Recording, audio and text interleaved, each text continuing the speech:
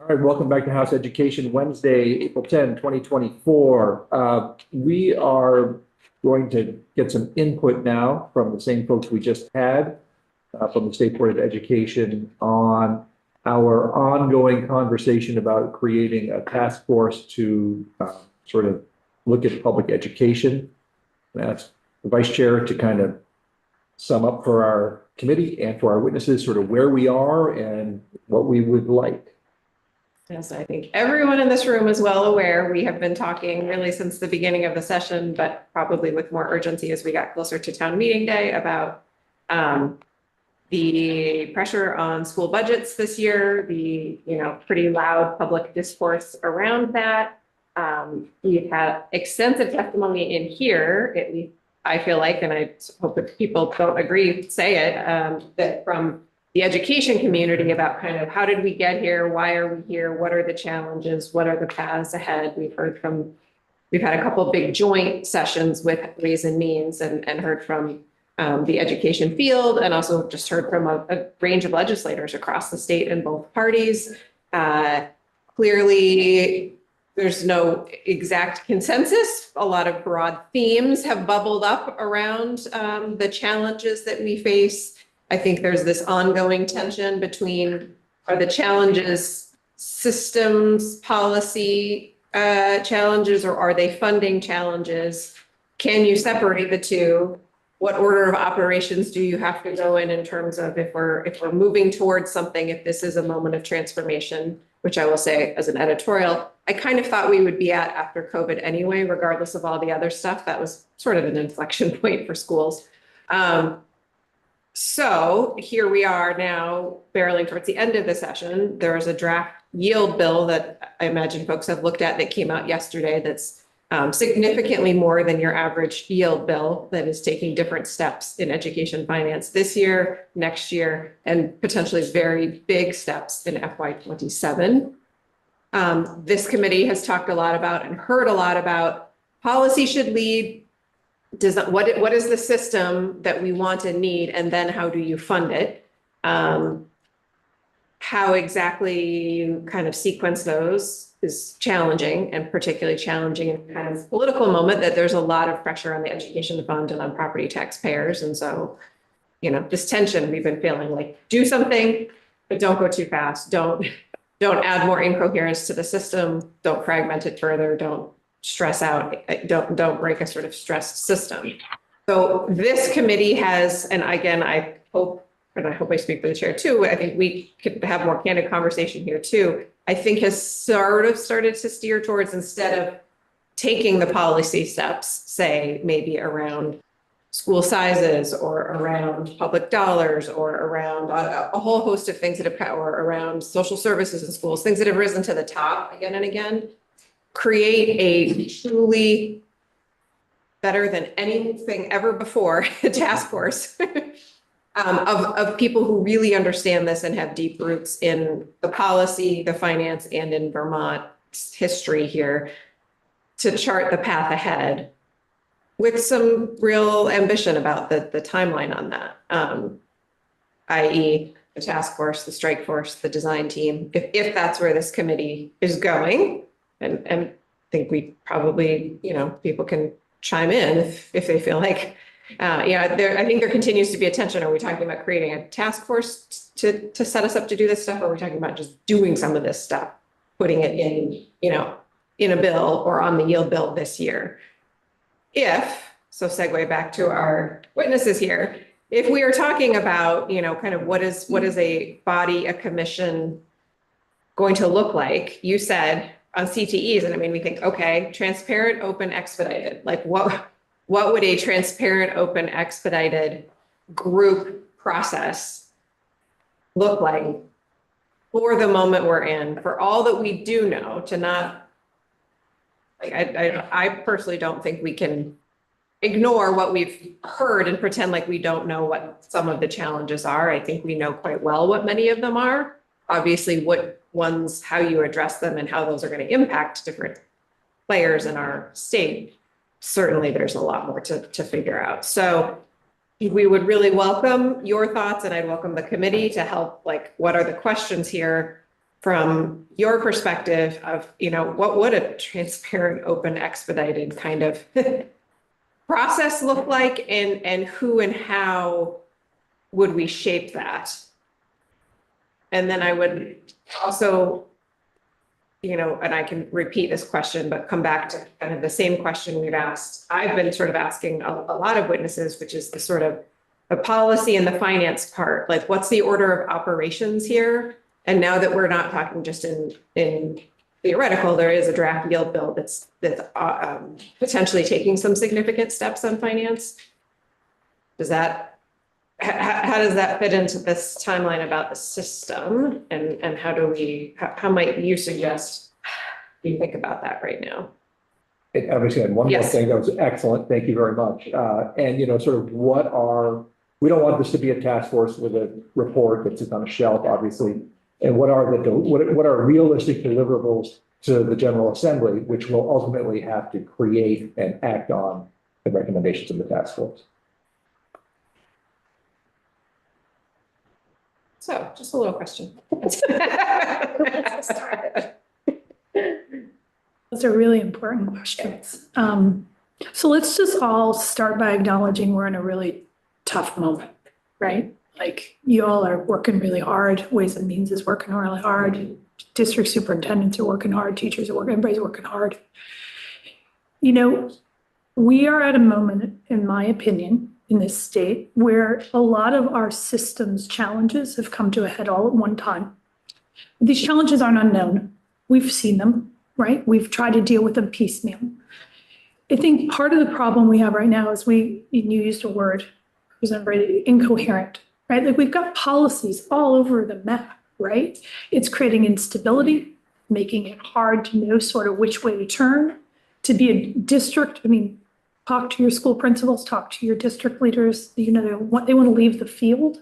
They don't know sort of how to do their job. There's a lot of policy flying around that's coming out of the legislature. There's a perception that the agency isn't providing support. I'm not saying that it isn't. I said that's a perception. There's a lot of stuff going on. And so I really like this idea of taking a moment and doing some really hard thinking about what are the priorities. We can't do it all right now. We've got to think about where are the points of leverage in the system where we really need to make some change, set some priorities, make some changes, and then reevaluate and move forward. A task force, whatever you want to call it, is a good way to do that, because I think we all know where a lot of the problems are. This is not an exercise of trying to figure out what the problems are. We know what the problems are. We've got a lot of schools. We got a lot of small schools, right? We got all kinds of things that are driving spending. We've got all kinds of things that are making it hard to recruit and retain teachers in schools where we want to have them. We've got curricular issues. We've got lots of them. We've got pre-K, right? They're all over. What we don't have is a clear path forward where we have prioritized, saying in a thoughtful way, here are the main points of leverage, and this is what we're going to talk about first, and this is why we're going to tackle these things first. This is how we're going to tackle those things. And then this is sort of how we move on to phase 2. This is how we move on to phase 3. From just a policy scholar's point of view, trying to do everything at once, which is kind of where we've been for a few years. Like, we're just trying to do, which is a natural reaction to where we are, isn't working very well. Put a lot of stress on the system. It's creating instability. It's making it really hard. And so when you see school budgets like what we saw this year, these are well-meaning, thoughtful people trying to operate in an environment where it's unclear what the priorities are. It's unclear what the funding looks like. It's unclear what the solutions are. It's unclear what the coherent vision is.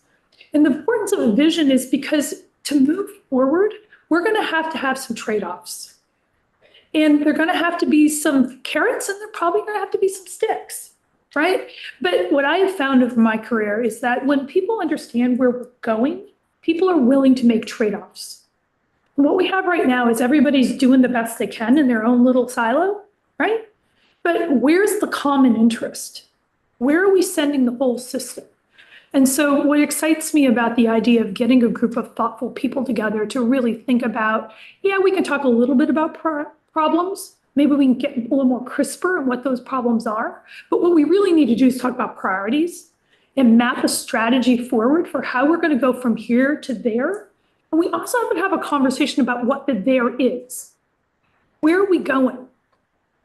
Where are we going as a community, as a state? Not where are we going as individual school districts. And so, maybe that's my soapbox for the morning. I'll get off it now, but I do think it's an important moment. And I really am concerned that if we continue to try to do sort of ad hoc one-off policy making, that we're just going to continue on the same path. Because we're not driving toward anything in particular at the moment. We talk about equal educational opportunity. What does that really mean? Like, how are we operationalizing it? What are our priorities? Where are we going? And so we need to do some priority setting. Back to your comment about policy and funding in the order of operations, it is my professional opinion that money is the means, not the ends. We got to know what are we spending money on, right? We need funding mechanisms that support our policy priorities. Education isn't about education, finance, or funding. Even though that's my field, I kind of like it. No, but really think about it. Like, why do kids go to school? It's not about the funding, right? It's about what they learn. It's about the experiences. It's about what do schools give back to our communities? That's what this is all about. We need to have a robust funding mechanism that supports all of that. And my concern is, and I will admit, I have not had a chance to read the bill that came out yesterday. I've been a little busy, but I'm sure I'll be asked to, and I will. Just in principle, right? Like, I have a hard time imagining how it is that we know how to change a funding system, right? That it's going to align with a set of policy priorities and a vision, because we haven't done that work on the other side, right? We know we have a spending problem, but I think we have to ask the hard questions. Why do we have a spending problem? It's not because people are just trying to spend money. It's because people are trying to do the best they can. But we're fragmented. We don't have coherent policies out there that provide guidance, not just on spending, but like what it is that schools should be doing. And so I think we need to really think hard at this moment about setting some clear priorities, aligning our funding system with those priorities, articulating those, providing districts and our partners in the field with the support they need to articulate, right? Articulate them, provide them the support they need, and then for the General Assembly to pass the necessary statutes that enable that work. So I don't know, Jennifer, do you have anything you want to add? I'm sure you do. Well, I recognize that this is something that Tammy has clearly thought a lot about. This kind of goes to her area of expertise. So I feel very grateful to have Tammy with you guys today, and feel like this is one of the things I love about the state board, is that we all bring different experiences and our professional expertise to the role that we do, and I think that allows us to work better than any of us might individually. So I don't really have a whole lot to add to that, other than just my own observations. Really, it seems like what has been happening in Vermont for the last several years, and I think COVID really exacerbated this, is that we've been reactive instead of proactive. And what I'm hearing with this task force is that this is an opportunity for us to be proactive and to really think about the larger structure, which I think is exciting, because I think, instead of, being in the middle of the forest, it's going to allow us to sort of rise up and see the forest and see the contours and see, what changes we can make. And I listened a little bit to some of the other testimony that you all have heard. I think I like the idea of having, policy cohesion, because I think, again, things have been happening for every understandable reason, but they've been happening in an ad hoc manner, and I think that probably exacerbates where we are right now. And I think it would be helpful to set that policy, set that vision, and then really break it out. And I've heard Tammy say this. I think I heard Senator Brady say this. To have kind of a long-term or a short-term and long-term plan. Where are the quick wins? What can we do quickly? what can we do kind of longer term. And I think the importance of having data to help, get this buy-in from members of the community is really helpful. Because again, speaking from my own experience, I know that teachers are exhausted, and I know that, we keep throwing stuff at them. We keep asking them to do more. We keep asking them to, update their teaching practices and their ways of thinking. It's a lot. And, now we're dealing with social and emotional needs that have been feathered into everything else. And I think, the importance of data to help people understand, where it is that we'd like to go as a state is going to be really important. Because I think, if we recognize that we are at a breaking point, and how do we, really take this opportunity to come up with something better? I think there's a really, positive way to think about this. And I think the work that can be done is really exciting.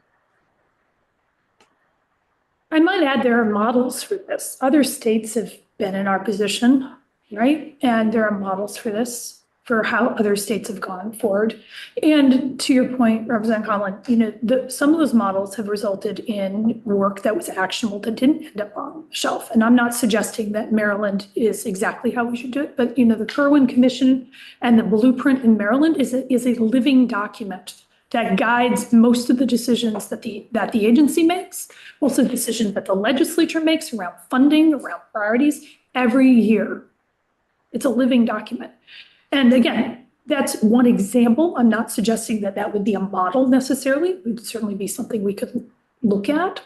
But I do think there are cases out there where states have really taken this moment and used it as a growth opportunity and created these sort of visions that are actionable, right? Where they've set some priorities, and then that guides questions around statute and regulation and funding, not funding, statute, and regulation sort of guiding everything else, right? It's kind of got to know where we're going. Actually, Brady's in charge here. Representative I have a Brown. question. That was actually going to be one of my questions. So as we sort of, find our way towards mapping out what this actually looks like in practice, I did, yes. So what other states have been in a similar position, sort of what have they generated in terms of, a strategic plan or a vision? Like if we wanted to, in all of our extra free time, do some case study reading, like Maryland, and are there other things that you We can think about some other ones. Maryland just comes to mind because I've interacted with Maryland and I know firsthand. In fact, I had a meeting with them last week, and the blueprint came up more than once in that conversation as a for whatever, right, as a star, North Star that was guiding that conversation. Now, whether or not you agree with the blueprint or not, that's okay, right? But at least I found it striking in the moment that several years after this document has been released, it still is a North Star in conversations around policy and practice. And I was in a conversation with the agency. The agency was referencing that document about, wait, where are our priorities? What are we thinking about? Where are we driving toward? How does that help us in this moment where we're trying, in this case, make some decisions around special education, right?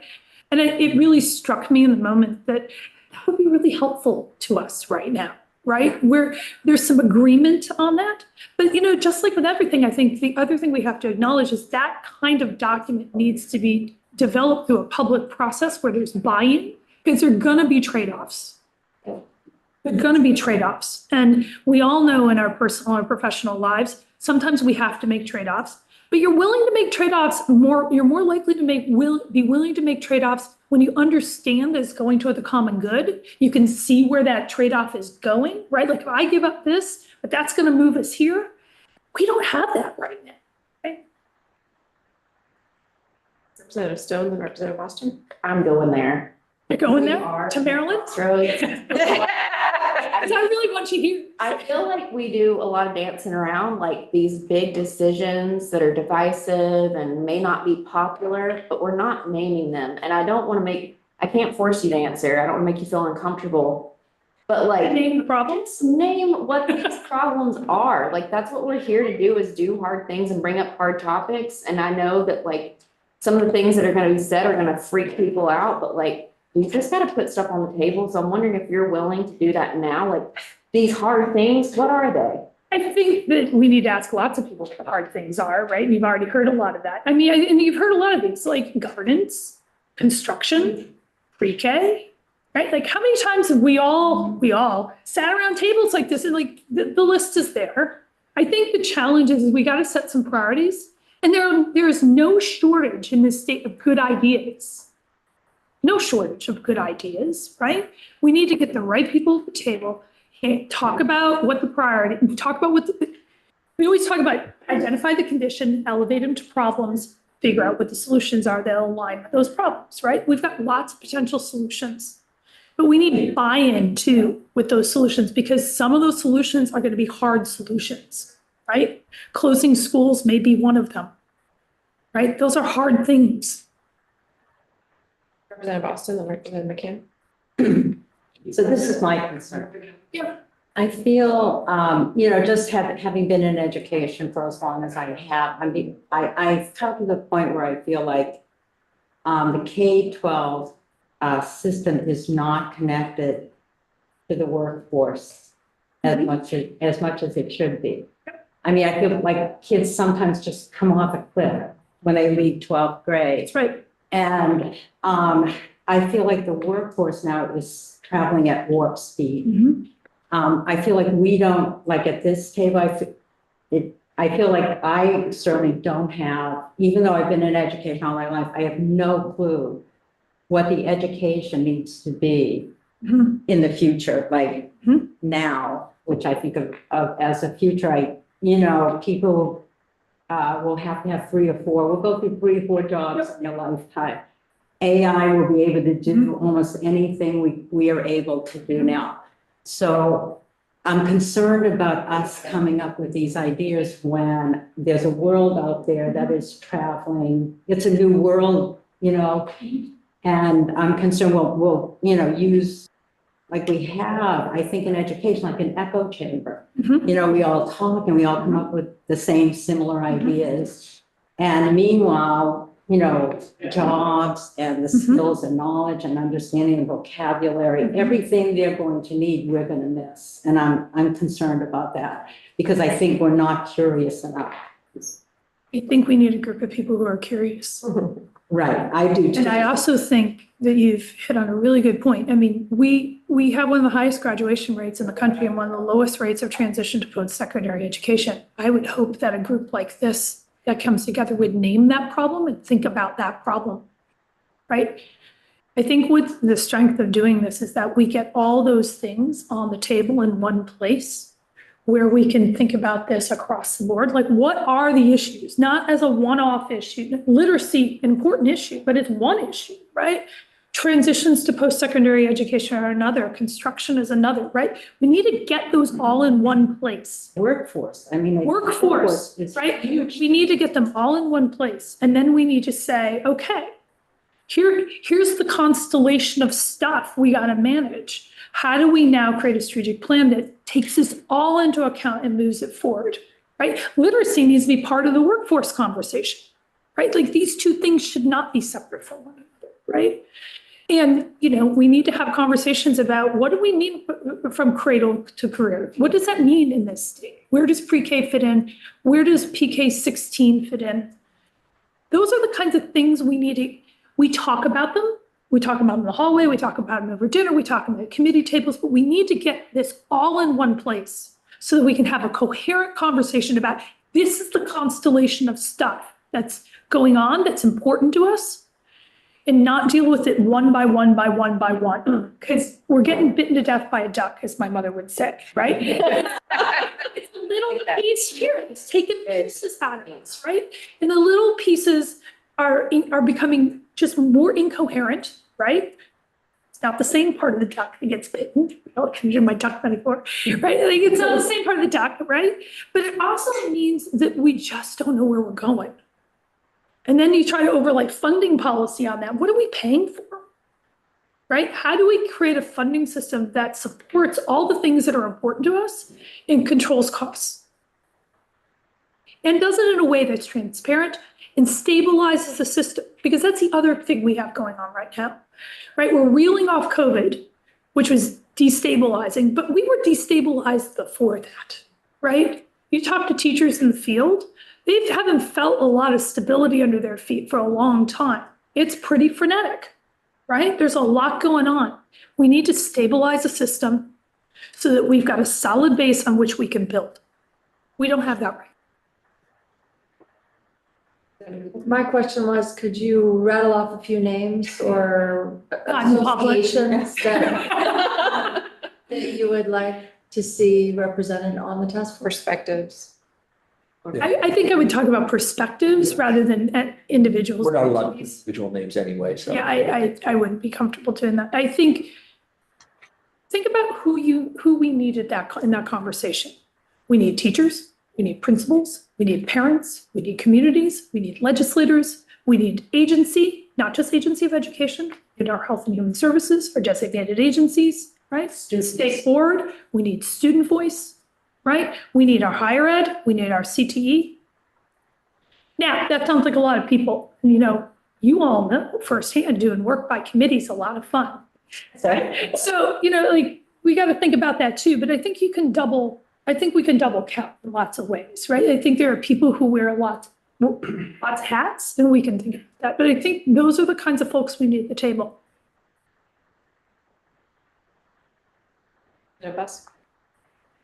We've been chatting in this room about some sub-working groups. Have you ever worked on a task force that had like smaller working groups?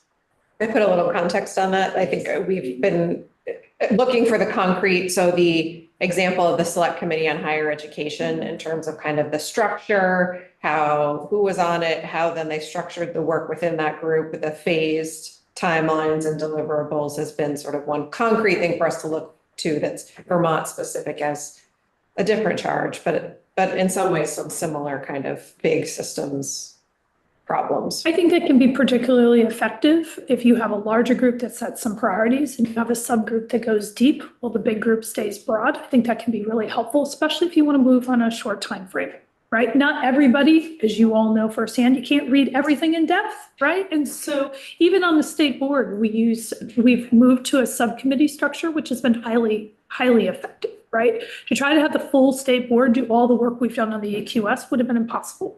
We've had a really good subcommittee that's dedicated just to focusing on that then works. But we have to kind of keep the forest and the trees balanced here, right? Like we need to sort of have a larger group that's sort of setting the bigger picture and then being very specific with the tasks or sort of, we need this group to look at this more in depth and talk to other states or do this, right? And come back with some specific ideas that we then all vet. Because in the end, I think the real value to doing this is the ability to look across all the issues and understand how they knit together, how to create a coherent framework that moves forward, that brings all these pieces together. And in my opinion, the most important thing, set some priorities, right? We can't do 42 things at once, all in the first year, right? We're going to have to make some choices and that's going to require some order of operations. It just is. So that's the part I've struggled with. So how much autonomy should a commission have to sort of set up that order of operations? Or how prescriptive do we have to be about that? I think that if I was imagine sitting in your chair, it would be really helpful to have somebody provide a framework and identify some priorities that then I was able to translate into statute or something that had more teeth, that would hold other entities accountable to get things done. But a commission is not a committee of is not a committee of elected representatives, right? That's your job, right? And so, you know, I would hope that the legislature would be sort of the final arbiter on setting those priorities, which requires political will to do that. And to be able to convey those things in some sort of framework statute, probably statute or session law or something that says like, here are the priorities and provide some direction around that. Because the reality is if we just have a report, it will end up on that shelf over there. And the bottom one, below all the green books, right? And like, that's a waste of time. Yeah. Good. Mini or brown, Austin? Oh, boy. I guess in the spirit of asking these big scary questions that we're supposed to, can we talk about designating and tuitioning and Talk about it, sure. in the spirit of not letting a good crisis go to waste? I mean, these parallel systems, these parallel rules that are almost the same. I mean, I think it has to fit in here somewhere, and I'm wondering your thoughts. I think that that would be one of the issues that this committee needs to take on, right? Like, if we're going to really talk about what the system looks like, we're going to have to deal with that. Right? The state board is hamstrung in what we can do. We're staying within our statutory authority. That can be uncomfortable at times for some of us. But, you know, if we stray outside that statutory authority, then those rules will get struck down very quickly. You know, we've had a lot of good legal counsel about trying to make sure those rules stay within that statutory authority. But I think this is one of those areas where we need to come to some consensus as a community, larger state community, about what we're going to do there. If you're looking for a specific recommendation from me, I'm probably going to dance around that because I think it's a bigger issue, and I think we need to have buy-in in what we do there. I think just sort of logically, pragmatically, first of all, you know, there's this big education funding bucket. One of the leaks is tuitioning. Yep. But even putting that aside, if we're not careful, we're going to incentivize places to close their school and tuition their students elsewhere if we don't. That's exactly right, and we're already seeing that. I can think of one instance in the last year and a half where that's been the case. Yeah. Do you see other ways besides designation to get around that problem? I think the designation is one policy option that should be considered, but I mean, in the context of this potential group, I think that I'd like to hear what other people think too. Thanks. Oh, thanks. Sorry, I had a question around timing. I mean, realistically, as someone who's sort of seen these processes hold in other jurisdictions, you know, like a big sort of universal, the whole constellation, strategic planning along the lines of what Maryland did. I mean, what's a realistic time frame?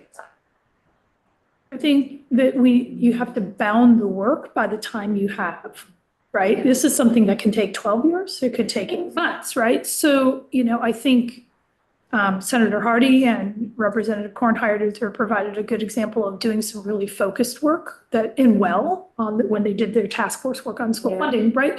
I think it can be done quickly. I mean, people know what the problems are.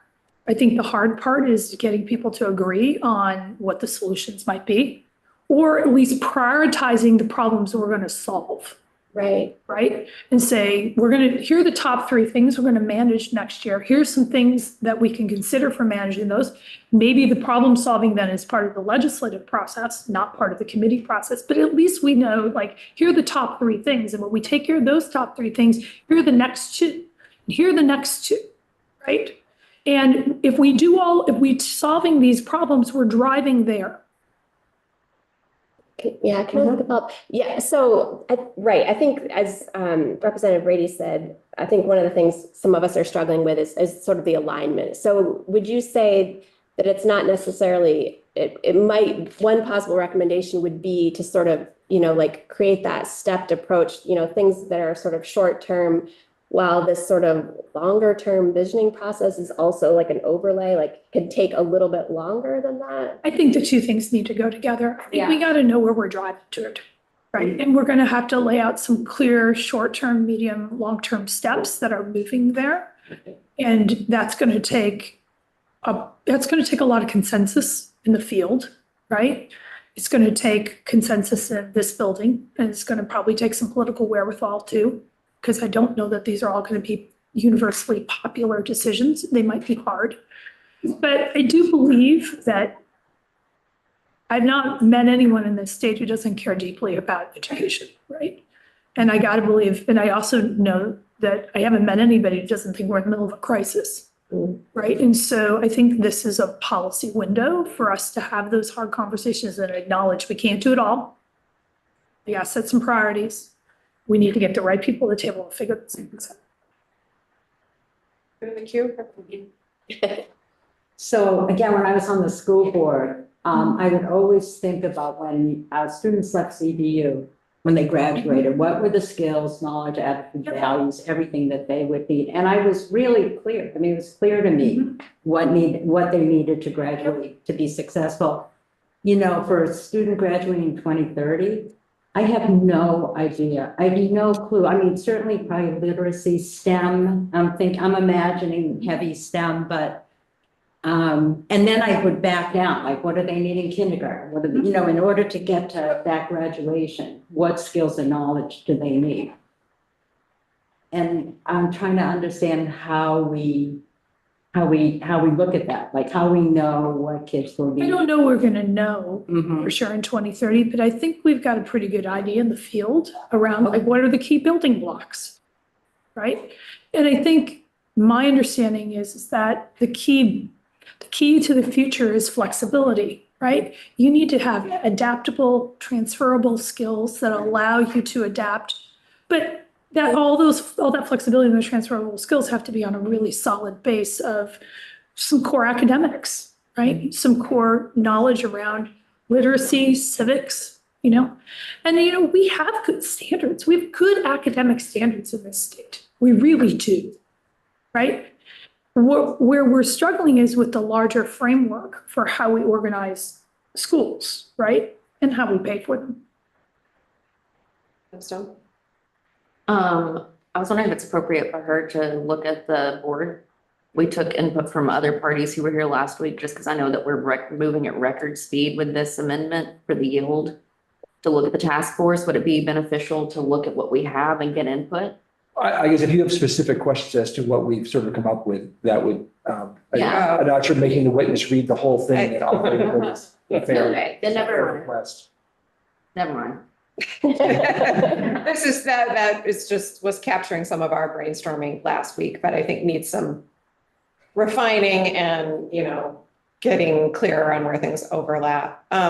I want to come back to something you said in reference when we were talking just about CTE, and many things you both said sort of resonated with me about the whole system. And there we were only talking about CTE. And so I don't know what cautions or thoughts you have for us in, ironically, as elected representatives, how to make this as depoliticized. That education is this fundamental thing for all kids, and yet, we're in a hyper political world and perhaps moment. And you talked about the risk of sort of politicizing the CTE rules. What are the ways, or what has maybe even happened in Maryland and other places that it's obviously impossible to be in a deep political vacuum, but to sort of bring that down a notch to stay. I put in bold here, you're like, what are the things everybody's excited about going for instead of sort of being so focused on the problems? I think that's a really good framing, but thoughts around that kind of that risk of the politicization of the work, knowing we're all up for reelection. We're people are going to move in and out of these roles. That's right. Politicization of education destabilizes the system, right? It's hard to teach in a classroom where the curriculum changes every other year. It's hard to be students and go to school in schools where things are changing all the time. And so on average, our educational institutions have been designed to buffer that. That makes change slow, right? So we have this tension between we want institutions that sort of buffer rapid change that we don't get in sort of this seesaw moment that goes back and forth. This year it's this year it's that, next year it's this. At the same time, we need change. And so I just want to put that on the table because I think that's part of all of this. And so the risk with over politicization is that can undermine some of that natural buffering in our systems that keeps teachers from having a curriculum this day and a curriculum that day, and a student thinking that this is how school is this day, and then school, what they know and understand to be school this day. That's not good, right? Like, that's not a good way to learn. It's not a good way to teach. So when I talk about politicization, I'm talking about we need to think about how we make change in a systematic, transparent way that keeps some stability in the system. And so, yeah, there's politics. You guys know that better than I do. I kind of try to stay out of that. But the reality is that we need to keep sort of stability in mind. And by having a vision and a blueprint of sorts, that helps because we can anticipate what the changes are. We can see where we're going, right? And then we're asking ourselves each time we are proposing a change, thinking about a change, where does that fit? Does that mean we need a course correction? Maybe we do. Or maybe it doesn't fit, or maybe that's political, right? And it provides a nice sort of framing for us to answer questions around, is this really political or is this really something we need to do? And if it is political, the politics, right? But I think we need change in a system that is designed already to buffer change. And I think we have to keep that in mind, that those buffers are there for really good reasons. There's a great book on this, if anybody's ever curious. It's called Tinkering Toward Utopia by Tyack and Cuban. They write all about this. It's fabulous. Used in my teaching. I would just In your spare add to time. what I would just add to what Tammy just said. And I mean, I have noticed, you know, since my tenure on the board, that education has become increasingly political in a way that I think makes it hard for the board to do its job. It makes it hard for teachers to do their jobs. I feel like there's this ripple effect. And I think one of the benefits of thinking about having a task force or commission, you know, whatever you want to call it, is that it does allow for, you know, a group of people to have the time to establish this vision that is removed from the political process. And then I think, you know, to Tammy's point, if you have sort of quick short-term goals, longer-term goals, you know, then this commission can go back to the General Assembly and, you know, point to legislative action that might need to be made to allow those changes to be implemented. But I think it's really important that the commission itself is not a political organization or entity, and that the people who are serving on it are not serving on it because of, you know, political reasons, that it's an apolitical organization that can really think broadly and have these hard conversations that need to happen. And then from there, you know, it can be sent back out to, you know, crafting new laws, implementing new rules, and, you know, we can work through it that way. To clarify even further, would you recommend then that we not have legislators on this task force?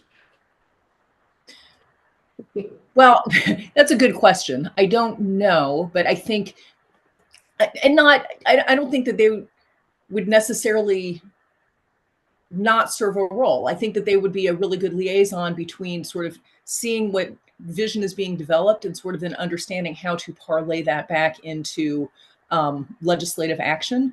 But I think, you know, what I'm trying to say is I think it's helpful to have a, you know, not a legislative committee that's doing this work. I think it's helpful to have a committee that's going to be a cross section of, you know, any number of the constituents who are going to be affected by any changes that are being made. So I think there's definitely a place for the legislature to serve on there. I just think it's helpful to think about it more broadly than just a legislative committee. Thanks. Representative Austin? Yeah, so we're thinking of possibly having a facilitator for this group, and I'm just wondering what skills or what processes should that person have in order to get the best? I think we can probably, I mean, I think that's, you know, that's sort of detailed logistical work that would be worked out at that point. I don't think, you know, like skills of the facilitator is probably not something we're going to write into legislation. So Or the process. just in the interest of time here. I don't. Can we just talk about what the process, what Tammy would think the process should look like? Process for hiring a facilitator? Yeah, for the group. Oh, okay, yeah. Yes, I think that's more been asked. specifically. Yeah. What? Can you ask that a little more Yeah. specifically? Yeah, what processes do you know, in facilitating something like this, where you will get what you're hoping for? What is essential? Not to be on the spot. I know. know. I'm pausing because I think there are multiple ways you can do this, and I think I'd have to think about that a little more. So what I would say is I think there's no one best answer to right? And I would think that you would want the group led by more than one person with differing perspectives, and that I would leave it up to the co-chairs to sort of think that through, right? And I think some of that also depends on who's on the committee, right? Like, I think you need to figure out how, if you really want to have authentic participation and have a really good conversation, you want this to be something that's useful and not just something that's pro forma, then you need to think about the group you have, the time you have, the resources you have, what the goals are. Sorry, I'm not trying to duck and weave on either. That's okay. I'm just not sure that there's just one way to prescribe something. Any final questions for the state board on this? We are set to, let me read our schedule. Obviously, we have a lot to talk about in committee regarding this, hopefully after floor, but not exactly sure what's That's the goal. that's the goal. And definitely will have, basically be the bulk of our work tomorrow. Yeah. Committee. Thank you so much. Thank you. I think that, I just will come back to your comment, and something we should all keep in mind is that if we all have something that we're going toward, people will be more likely to accept trade-offs in order to get there. I think that's going to be very important. I don't understand that. Can you, what do you?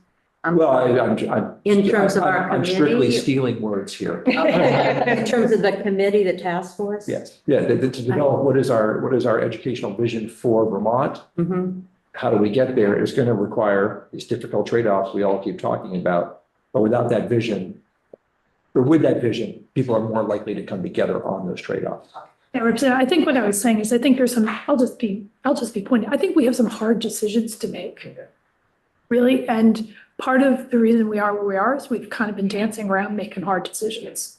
And I think we're in a moment where we can't dance around some hard decisions, but hard decisions are easier to make when people understand what the value in the hard decision is and where you're going. It's harder to say, I'm going to give up this, or I'm going to do this when that's uncomfortable or even politically doesn't feel great or might be right. If you can't fall back and say, yeah, I had to make that call, or we're going to make that call, but we're making that call because if we make that call and other people make this call, we're going there.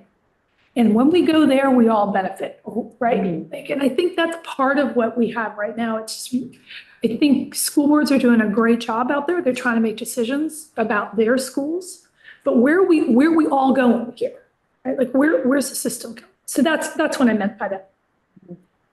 Thank you. Stone. I just want to say thank you for highlighting the importance of trade-offs. I think we get in here and we all want to have our cake and eat it too, but while we're grappling with wanting to have our cake and eat it too, the cake is like rotting in front of us. So I just want. We took it away. But I just want to say thank you for that. It's a comment, not a question. Yeah, I would, I guess, pile on the appreciation because I what I'm feeling, and I go both ways every day on this, is that in this sort of system we have, which in my mind is really a funding system, not necessarily an education system statewide. We have very localized systems, and then we have this, and so that it's very easy to feel like, you know, I'm CVSD, to feel like, okay, fine, then, you know, what are, you know, if they're going to keep that small school open or that money is going to go out of country, then why are they going to give up this at CVU? Like, to get into very parochial thinking about like, what am I gaining and losing vis-a-vis everyone else? And if there isn't, quite frankly, you know, sort of a referee somewhere too, that's looking at the whole forest, then we are going to be so dug into exactly, you know, what we're getting or not getting and how much it's costing.